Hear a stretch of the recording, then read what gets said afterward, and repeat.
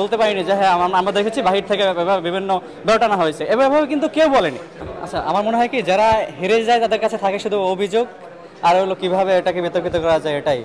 কিন্তু বিষয়টা হচ্ছে, ফর এক্সাম্পল ধরেন যদি এই যে যারা এই অভিযোগগুলো দিচ্ছে তারা যদি জিতে যেত, তাহলে কিন্তু তারা ভুলে এইসব কথাগুলো বলতো না যে নীলক্ষেতে এটা হয়েছে ওইটা হয়েছে।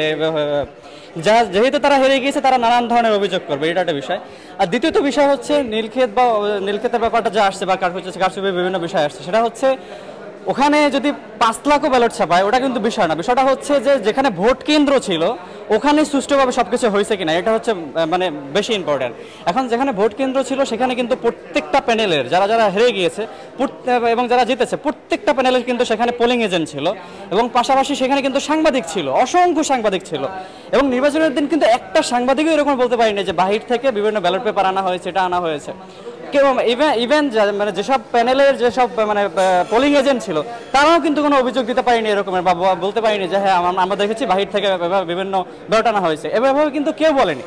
এবং সেখানে কিন্তু শুধুমাত্র মানে সাংবাদিক এবং পোলিং এজেন্ট না, সেখানে কিন্তু দেখা যায় যে প্রত্যেকটা মানে দলেরই দেখা যায় যে তাদের ওইভাবে টিচার ছিল। ফর এক্সাম্পল দেখা যায় যারা জামাত সমর্থনকারী এইভাবে টিচারও ছিল, আবার যারা বিএনপি মানে সাদা দল যেটা মানে বিএনপি, তাদেরও অনেক শিক্ষক ছিল।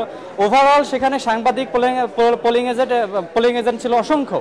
সেখানে যদি কারচুপি হতো সেটা সেদিনকেই নিউজ হতো, কিন্তু সেদিন কিন্তু একটা নিউজ এরকম আর হয়নি যে বাইরে থেকে ব্যালট আনা হয়েছে। অতএব আমরা সাধারণ শিক্ষার্থীরা ঢাকা বিশ্ববিদ্যালয়ের মনে করি যে এই ভোটটা একদমই সুষ্ঠু হয়েছে। এবং আপনারা বিশেষ করে দেখবেন যে সাদিক কায়েম বা অন্যান্য যারা যখন ইলেকশন হয়েছে তখন কিন্তু মেয়েদের হলে কি পরিমাণ উচ্ছ্বাস দেখা গিয়েছে, এবং সাধারণ শিক্ষার্থীরাও বলেছে যে না, আমাদের দেখা এখন পর্যন্ত সবচেয়ে সুষ্ঠু নির্বাচন হয়েছে এটা। অতএব আমরা সাধারণ শিক্ষার্থীরা মনে করি যে এখানে কারচুপির কোনো বিষয়ই নেই, কারণ ওখানে অসংখ্য সাংবাদিক ছিল এবং সাংবাদিকরা একটা নিউজ এরকম করতে পারেনি যে বাইরে থেকে তারা হয়তো ব্যালট আনতে দেখেছে বা এরকম কিছু। আমরা মনে করি যে নির্বাচন একদম সুষ্ঠু ছিল। এবং যারা হেরে গিয়েছে হেরে যাওয়ার পর সবাই বিভিন্ন অভিযোগ করে এটা যখন খেলায় হেরে যায় আমরা দেখি যে এরকমের। অতএব এটা কোনো, আমরা মনে করি যে তারা যে অভিযোগগুলো করেছে সেটা একদমই ভিত্তিহীন, এগুলোর কোনোই নেই। তো আমরা ডাকসু নির্বাচনের একদম প্রথম থেকে শুরু থেকে দেখে আসছি আমাদের প্রত্যেকটি পর্যায়ে হল সংসদ নির্বাচন এবং পাশাপাশি অন্য নির্বাচনের যে কেন্দ্রীয় নির্বাচনগুলোতে। তো দেখা যাচ্ছে বিভিন্ন একটা মহল যে এই চিন্তা করতেছে আসলে কারচুপি হয়েছে কিনা। রিসেন্ট একটা জিনিস ভাইরাল হয়েছে, নীলক্ষেত থেকে নাকি ব্যালট পেপার তৈরি করা হয়েছে।